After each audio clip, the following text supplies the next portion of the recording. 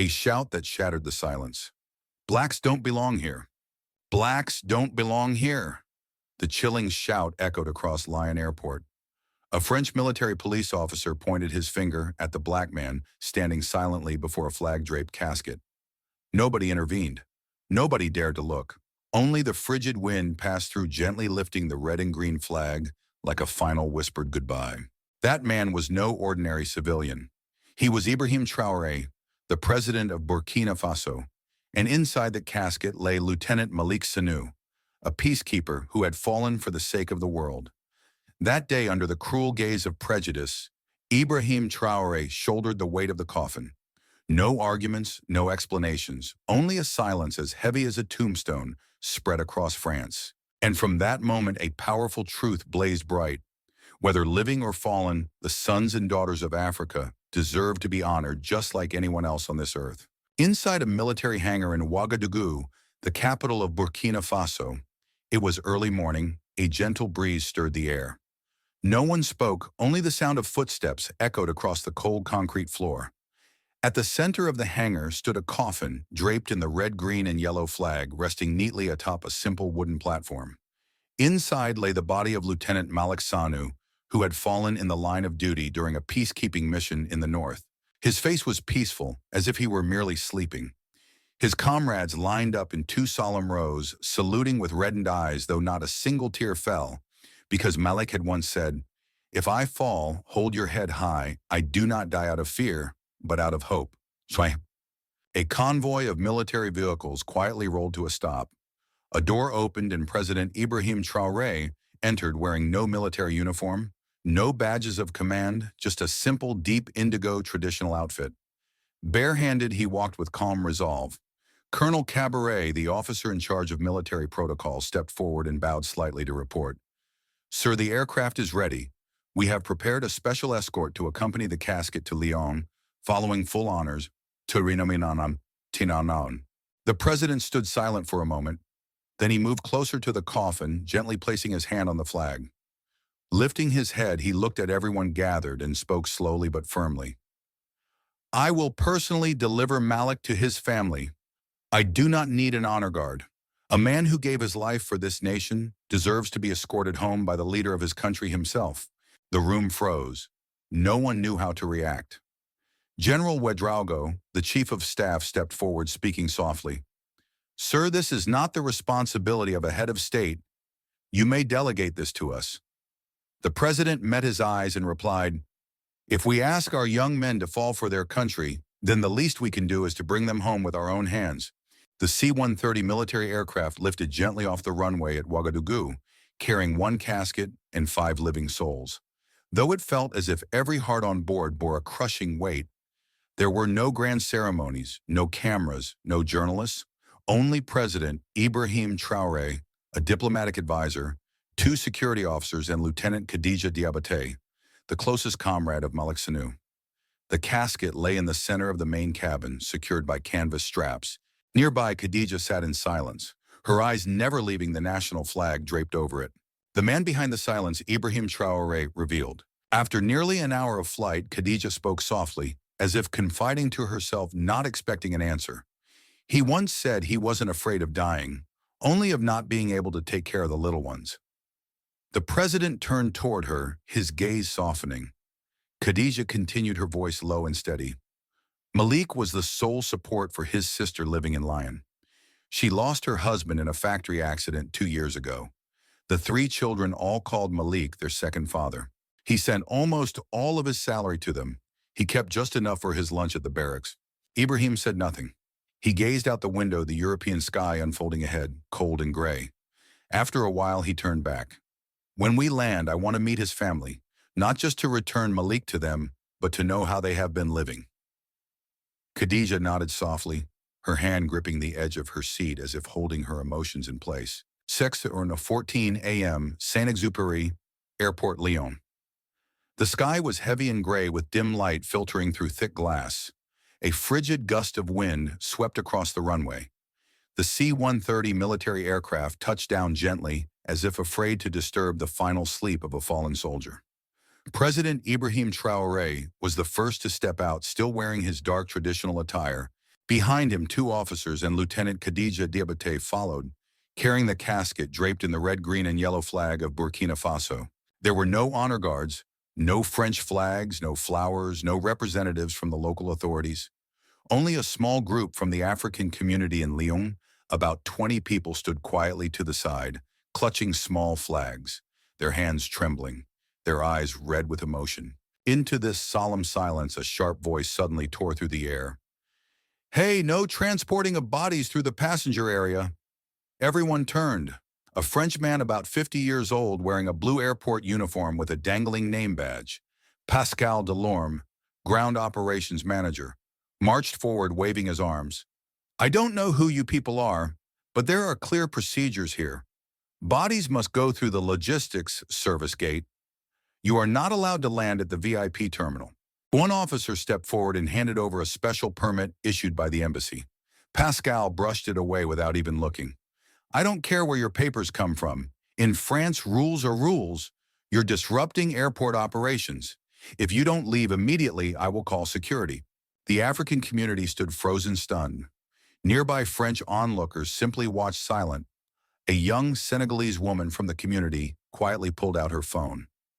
She began filming the scene, a man carrying a coffin, an airport official shouting in his face, and behind them the national flag of Burkina Faso fluttering in the cold wind.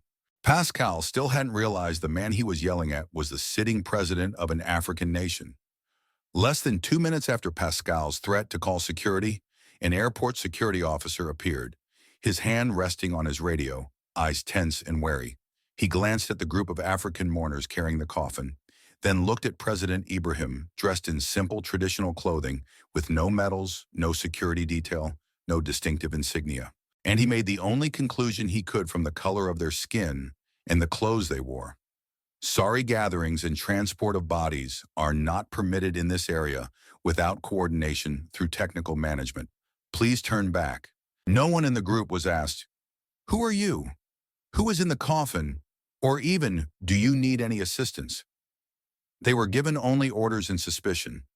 In that moment, a near accident happened. Lieutenant Khadija instinctively stumbled as a security officer stepped closer. The weight of the coffin suddenly shifted in her hands. Everyone flinched. Ibrahim immediately tightened his grip, steadying the coffin to keep it from tilting over onto the cold runway. A soldier who had died for peacekeeping nearly dropped because of bureaucracy and a frigid lack of empathy. Among the small crowd, a young African woman named Amina raised her phone, her voice trembling but clear. "A coffin, a country, and the weight of prejudice." She captioned as she captured the moment on video, "They won't let us honor our dead. They are stopping our president from bringing a fallen soldier home. And all of it just because we are African." Others began pulling out their phones. Some started live streaming, some recorded the confrontation, some noted down the time and the names of the staff involved. The atmosphere shifted. This was no longer a matter of procedures. It had become an open humiliation witnessed by an entire community. President Ibrahim's face remained calm, but in his eyes there was a profound sorrow, one for the fallen soldier and one for the lack of dignity still suffered even by those who died for peace. A faint click echoed from within the crowd.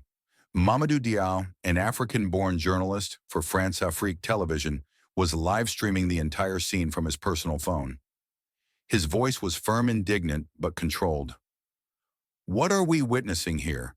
A group of Burkina Faso soldiers carrying the body of a fallen comrade, and they are being stopped by French airport staff because no one recognizes that it is President Ibrahim Traoré carrying a fallen soldier on his shoulders." Hundreds were already watching live. The view count climbed with each passing second. Comments poured in like a torrential downpour. "Shame on France. A president treated like a porter." Would they act the same if it were the body of a white French soldier? Pascal, the operations manager, turned ashen.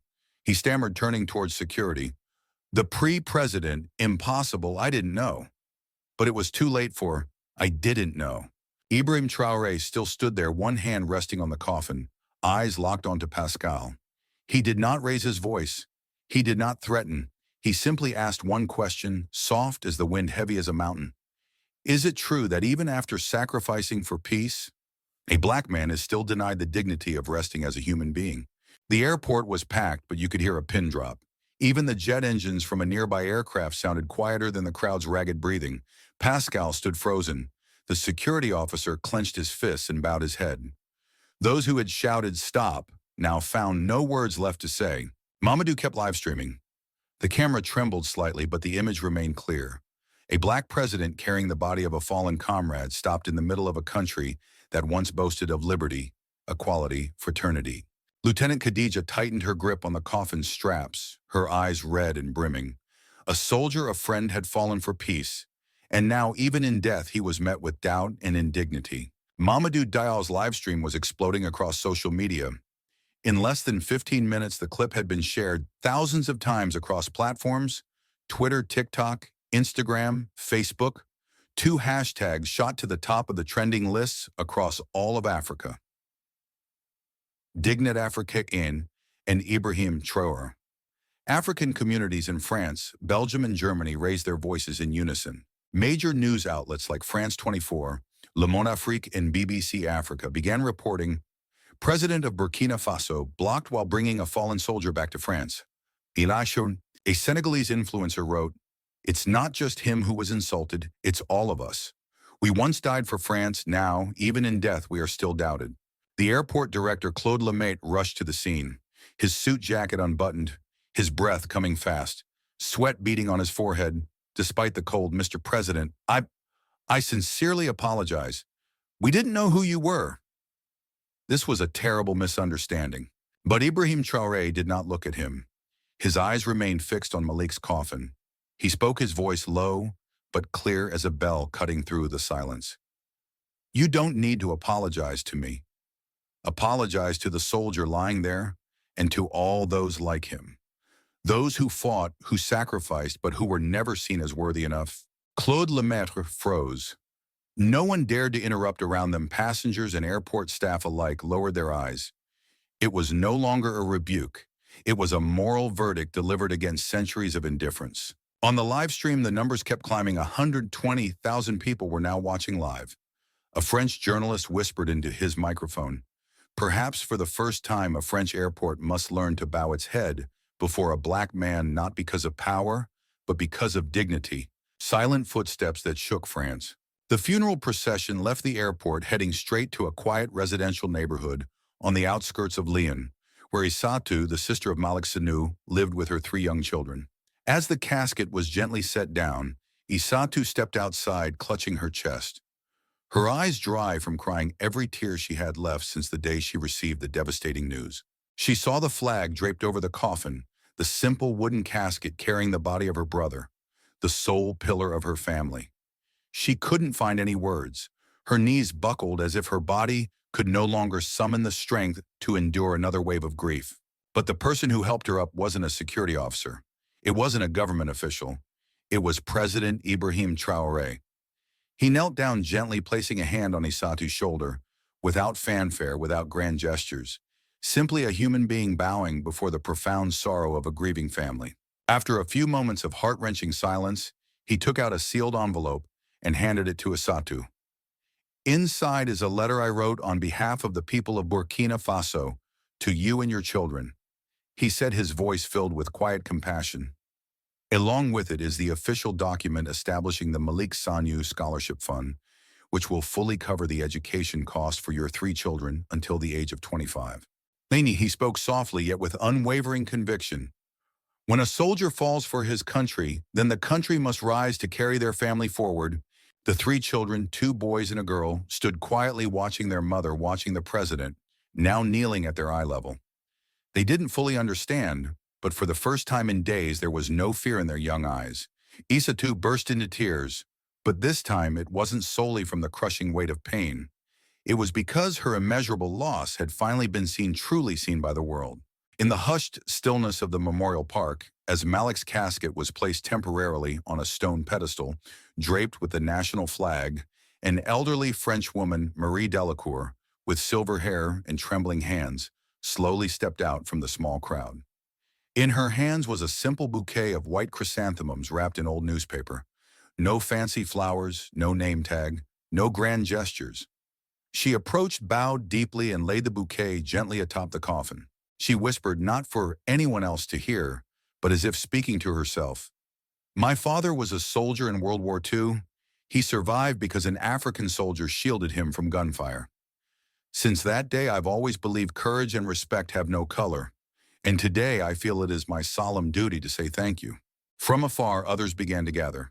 No one called for it. There were no loudspeakers, no posters, no organized appeals. A truth the world could no longer ignore. A college student with a backpack stopped, removed his cap, and bowed his head. A middle-aged electrician stood silently, hand placed over his heart. They were just ordinary citizens, but their eyes were filled with profound respect. Some lifted their phones not to record as detached spectators, but to capture a moment that made their hearts ache with a shared humanity. And for the first time on French soil itself, where indifference and coldness had once seemed to reign, the French people shed tears not for a fellow Frenchman, but for an African soldier. Late afternoon at the Lyon Memorial Park, the temporary resting place for international peacekeepers. There was no orchestra, no gun salutes, only the soft whisper of the wind through rows of eucalyptus trees. On the simple stone slab engraved with the name Lieutenant Malik Sanu, peacekeeper, lay a neatly folded national flag and a small bouquet of white flowers, not from an official delegation, but from an elderly French woman who had stood there quietly since morning. Ibrahim Traoré stood before the grave alone. No security, no cameras, just him. Malik, in a silence so profound that even all of France dared not disturb it. He did not raise his voice. He did not clench his fist.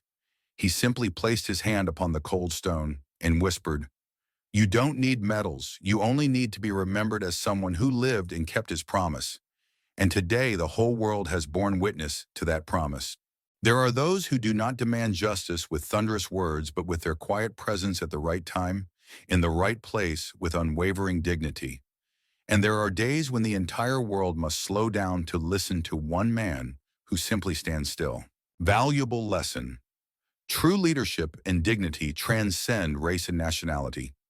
The quiet strength and profound respect shown by President Ibrahim Traoré in the face of prejudice serve as a powerful reminder that humanity and honor are universal. What are your thoughts on this story? Please share your comments below and consider subscribing to our channel for more inspiring narratives. Rate this story on a scale of 1 to 10.